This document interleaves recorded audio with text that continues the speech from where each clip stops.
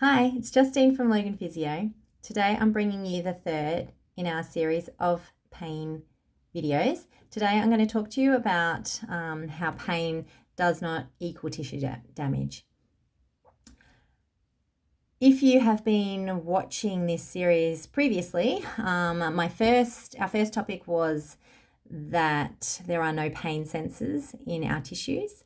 And I gave the example of putting your hand on a hot plate and experiencing pain. Okay, so in that, you might remember in that example that those high threshold temperature sensors fired off, and your brain interpreted this and produced the outputs of pain, the withdrawal of your hand from the hot plate, and I gave the example, you might have said ouch as well. Okay, now imagine that has occurred. You would have felt increasing heat, then pain, and removed your hand.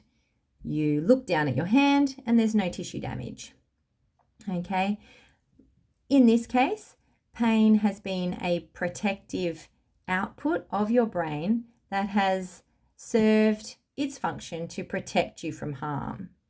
Okay, so obviously we can experience pain and not have any tissue damage. Okay, this is the same sort of thing that keeps us safe, keeps our tissues safe from harm. For example, if we are sitting too long, our bottoms might get a little bit sore. Might be time to get up and move around. Okay, we see what happens when people don't do that. Okay, for example, in nursing homes, where people might not be turned as regularly as they should. Okay, those people are most likely to have felt some pain, but may have not been able to verbalize that or communicate that. And bed sores may result from that. Okay, so that is where damage occurs to the tissues. Okay. Another example could be something like a headache. Okay, so we can have a very, very painful, quite severe pain in our heads, and yet there's no tissue damage happening at all there. Okay, there's also the example of phantom limb pain, where an amputee may experience pain in a body part that they no longer have. And there has even been recorded cases of people born without limbs actually experiencing pain in the limb that they never had.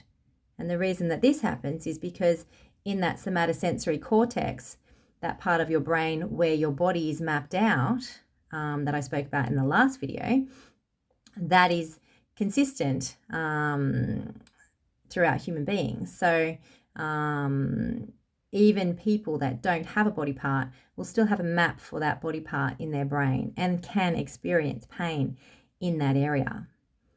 Amazingly, the brain can change too, and that map can change also.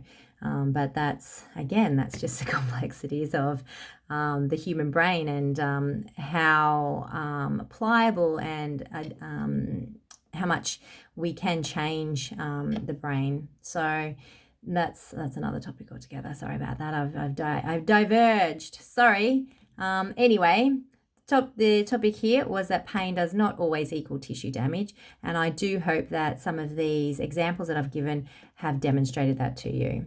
If you have any questions, please pop them in the comments below, and or if you're coming into the clinic, you can raise them with me or one of the boys when you next see us. Okay, thanks guys. Bye.